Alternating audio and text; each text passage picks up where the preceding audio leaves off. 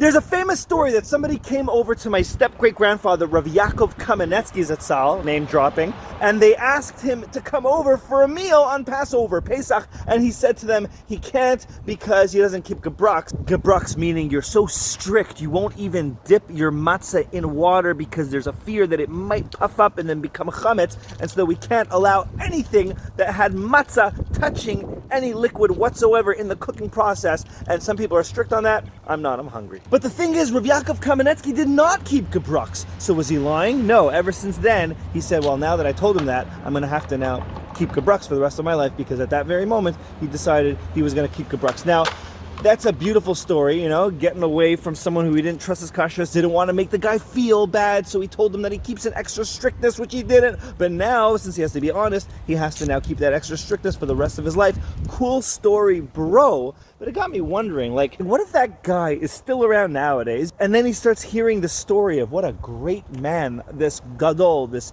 leader of our generation, and his stories, and this wonderful story, and the guy's like, wait a second, I invited Rav Yaakov Kaminetsky, and he told me, oh, that was me. And then, the guy's getting embarrassed now. And I was also wondering a second question. Why would Rav Yaakov Kaminetsky, this great man, start telling people about his greatness? I don't eat gebruks now. I changed my mind. You want to know why? Because somebody invited me, and I just didn't trust his kashrus. That didn't make sense either. So what I have to say is, you know what?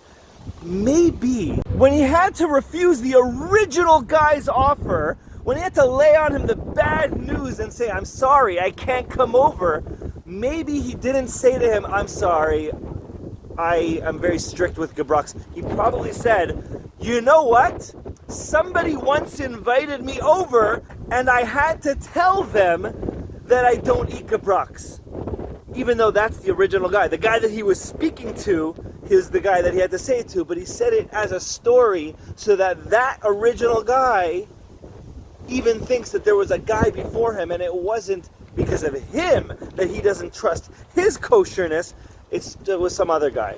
So nobody will actually ever know who the original person was that he doesn't keep it. And that way, he was able to spare this guy's feelings. You see how much he went out of his way to tell the truth, but then also to say different things, let's spare people's feelings, let's make everyone feel great, let's have a chag kasher mesameach, and let's eat our matzah and maror, and have a geula and a redemption, all that wonderful stuff, blah, blah, blah. Just say amen, all right? Love y'all.